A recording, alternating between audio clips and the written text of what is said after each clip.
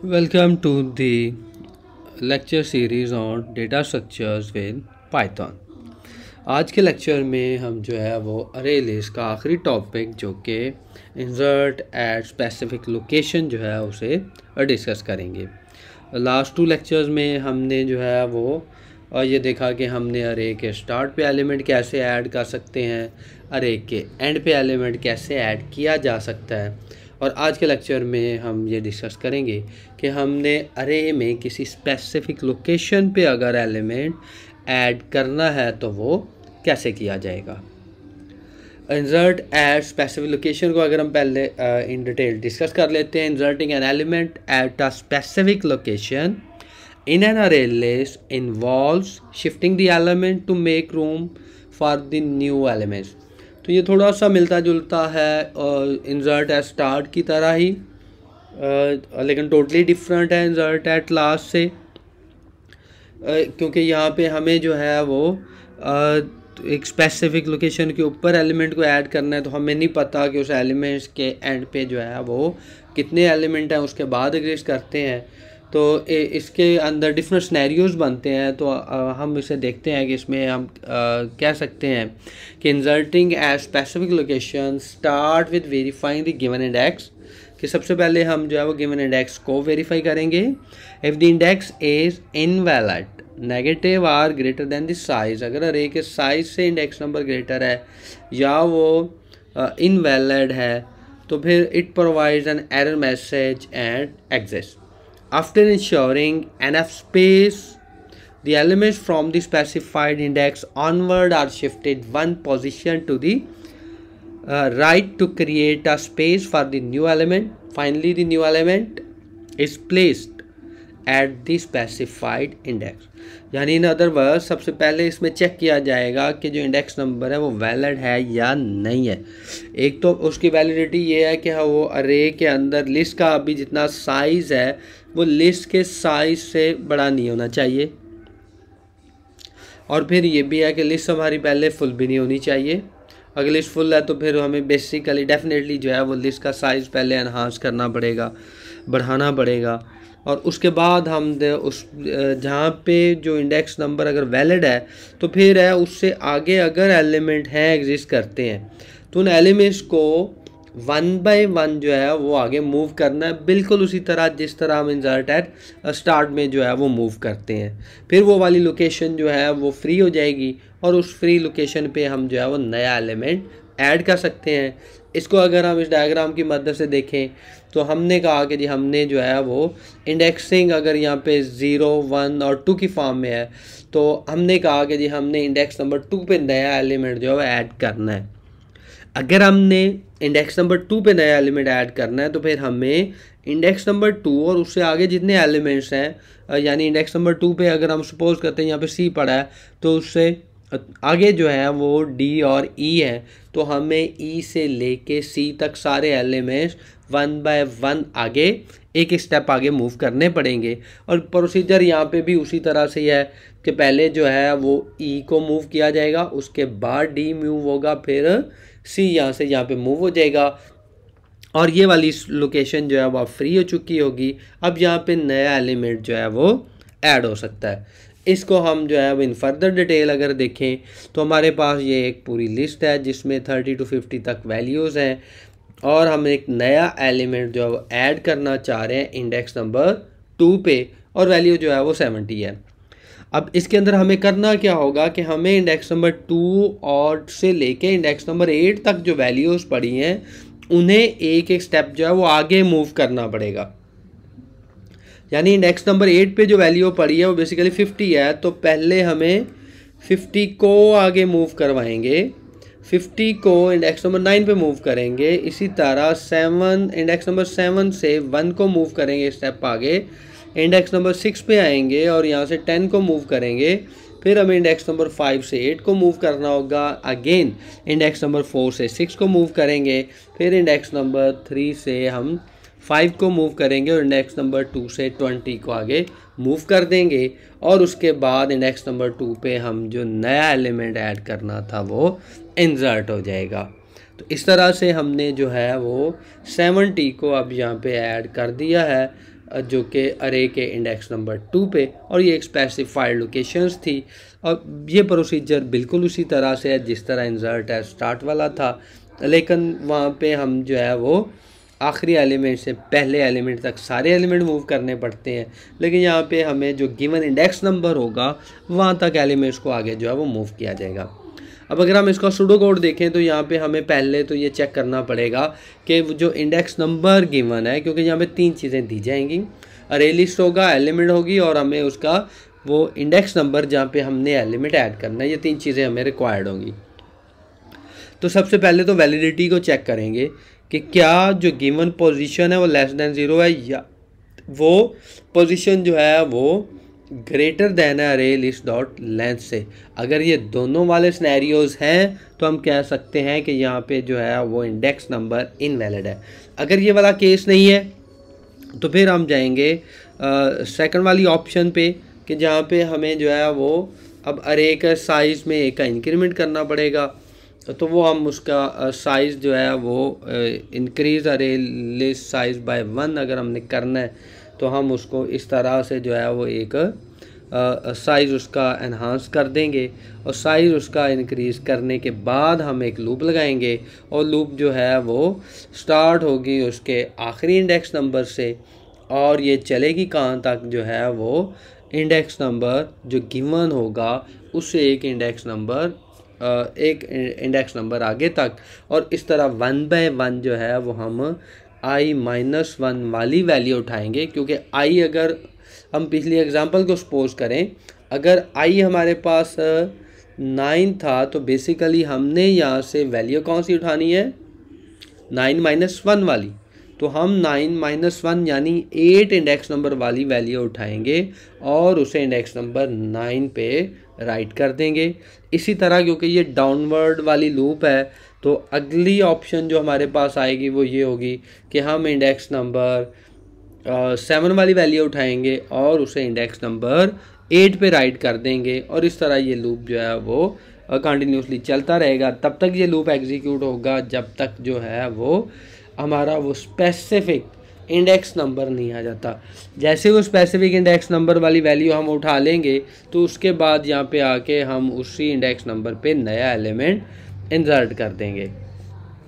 अब इसको अगर हमने प्रैक्टिकली जो है वो पाइथन के अंदर इम्प्लीमेंट करना है तो पाइथन में इम्प्लीमेंट करने के लिए हम एक प्रोसीजर लिखेंगे, उसको डिफ़ाइन करेंगे जिसका नेम है insert at specific location. 3 arguments pass करेंगे और फिर हम कंडीशन लगाएंगे उसकी वैलिडिटी को चेक करने के लिए। अगर वो वैलिड है तो ठीक है, अगर नहीं है तो हम उसमें नया एलिमेंट ऐड नहीं कर सकते। अगर वो वैलिड है तो फिर हम यहाँ पे आ जाएंगे, यहाँ पे आके हम जो है वो अरे लिस्ट में एक नया एलिमेंट इंट्रोड्यूस करवा देंगे, क्योंकि पहले लिस्ट का साइज़ जो है वो अगर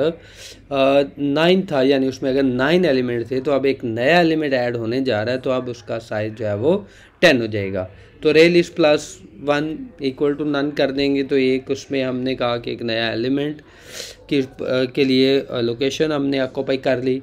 अब उसके लिए जो है वो for I in range length of अरे लिस्ट -1 टू पोजीशन, और -1 होता जाएगा। तो बेसिकली हमने रेंज यहाँ पे डिफ़ाइन कर दी कि रेंज शुरू कहाँ से होगी, अरे की लेंथ -1 से। लेंथ क्योंकि अगर इसकी 10 है, अगर हम ये एग्जांपल कंसीडर कर लें तो -1 तो इट मीन 9 है जो लास्ट इंडेक्स नंबर आएगा। तो 9 से लेके उसकी पोजीशन तक 2 तक इसने जो है वो एग्जीक्यूट होना है, और उसमें से 1 जो है वो हर वक्त हम एक माइनस करते जाएंगे। तो इस तरह से जो है वो अरे लिस्ट के एंड वाला एलिमेंट एक स्टेप आगे मूव होता जाएगा, और फिर हम एट द एंड जो है वो जहाँ पे हमने नया एलिमेंट ऐड करना था वहाँ पे लास्ट एलिमेंट ऐड हो जाएगा। अगर हम उसको एक एग्जांपल के थ्रू देखें तो हम एक अरे डिफ़ाइन करेंगे जिसमें वैल्यूज़ है 1, 2, 1, 3 और 4, और हम इस फंक्शन को कॉल करेंगे जिसमें हमने लिस्ट दी, उसमें 2 इंडेक्स नंबर सॉरी 2 जो है वो इसमें हमने एज आ एलिमेंट पास किया, और 1 जो है वो एज आ पोजीशन या इंडेक्स नंबर पास किया। तो अब इंडेक्स नंबर 1 पे हम कह रहे हैं कि 2 लिस्ट में ऐड हो जाए। तो पहले देखिए इसमें 1, 3 और 4 था। जैसे हम इस लिस्ट को प्रिंट करवाएंगे तो ये हमें आउटपुट देगा 1, 2, 3, 4, यानी इंडेक्स नंबर 1 पे पहले 3 पड़ा था अब जो है वो इंडेक्स नंबर 1 पे 2 आ जाएगा। तो इस तरह से हम जो है वो अरे लिस्ट में किसी भी गिवन स्पेसिफिक लोकेशन पे हम एक नया एलिमेंट जो है वो ऐड कर सकते हैं। अब हम आते हैं इसकी टाइम कम्प्लेक्सिटी की तरफ। टाइम कम्प्लेक्सिटी, क्योंकि ये हमारा जो है वो इंसर्ट वाला और 3 लेक्चर्स थे या 3 ऑपरेशंस थे, वो तीनों हम डिस्कस कर चुके हैं। तो अब हम उन तीनों को बेसिकली जो है वो यहाँ पे कंपेयर करते हैं कि इन तीनों में से कौन सी ऑप्शन हमारे लिए जो है वो बेहतर है with respect to time complexity.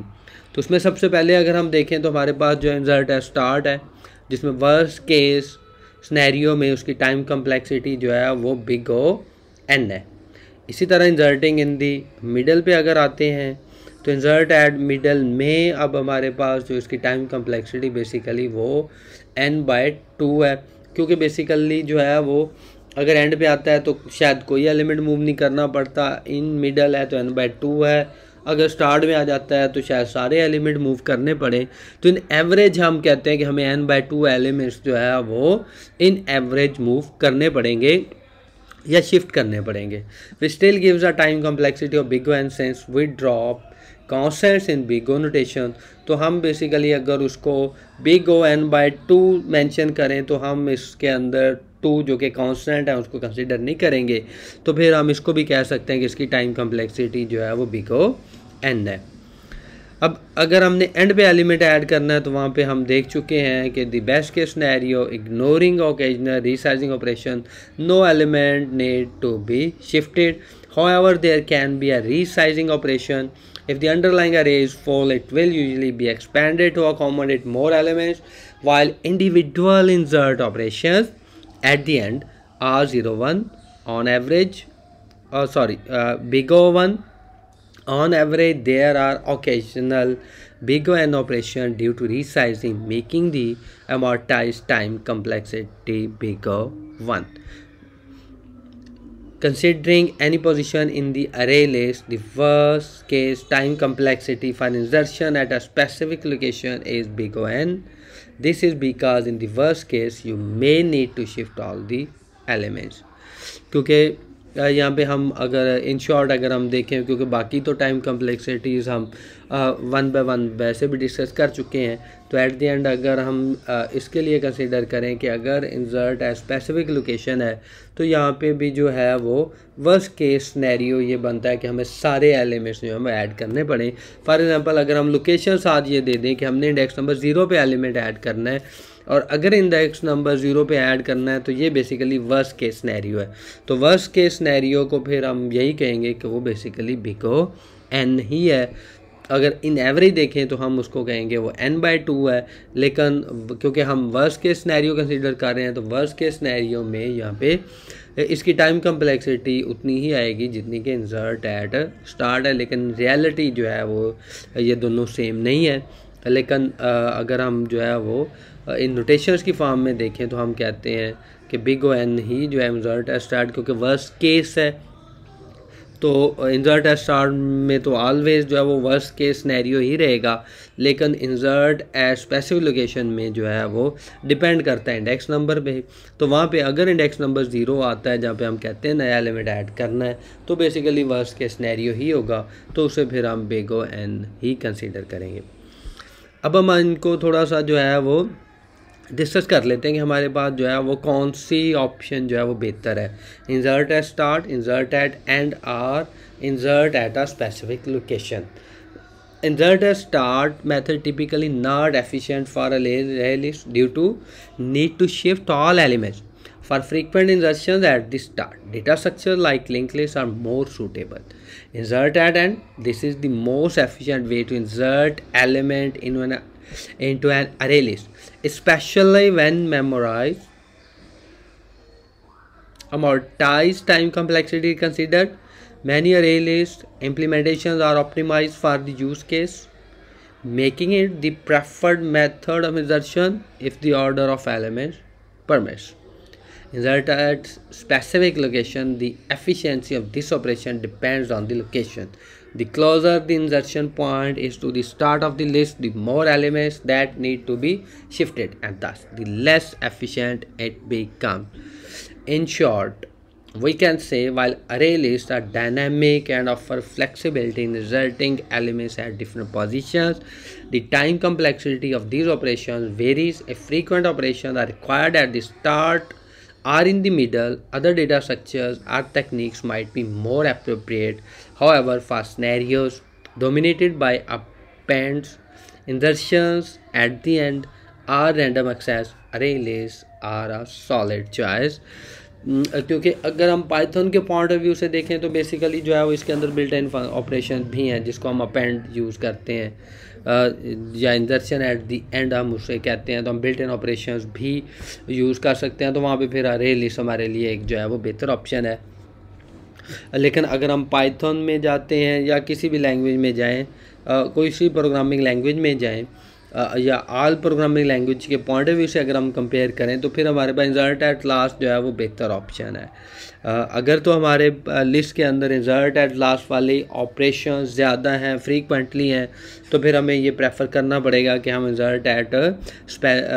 And वाले को कंसीडर करें। लेकिन अगर ये वाले ऑपरेशंस कम है as compared to other two operations के, जो कि इंसर्ट एट स्टार्ट है या इंसर्ट एट स्पेसिफिक लोकेशन है, तो फिर हमें दूसरे डेटा स्ट्रक्चर्स को भी कंसीडर करना चाहिए, जो कि डेफिनेटली जो है वो लिंक लिस्ट है दूसरा डेटा स्ट्रक्चर। लेकिन हमें फिर भी उन्हें जो है वो प्रॉब्लम टू प्रॉब्लम ये वेरी करता है, तो हमें कंपेयर करना चाहिए प्रॉपरली कि कौन सा हमारी उस स्पेसिफिक प्रॉब्लम के लिए लिंक लिस्ट ज़्यादा बेहतर है। क्योंकि सिर्फ इंसर्शन के ऑपरेशन नहीं है, और भी बहुत सारे ऑपरेशंस हैं होते हैं डेटा स्ट्रक्चर्स में, तो हमें एक स्पेसिफिक एप्लीकेशन के अंदर जिसे हम यूज़ कर रहे हैं वहाँ पे हमें वो सारे ऑपरेशंस को कंसीडर करना चाहिए कि कौन कौन से ऑपरेशंस आपके उस डेटा के ऊपर परफॉर्म होने हैं, और फिर उनमें से जो है वो उन सारे ऑपरेशंस अगर किसी एक वाली अप्रोच के थ्रू आपको लगता है कि वो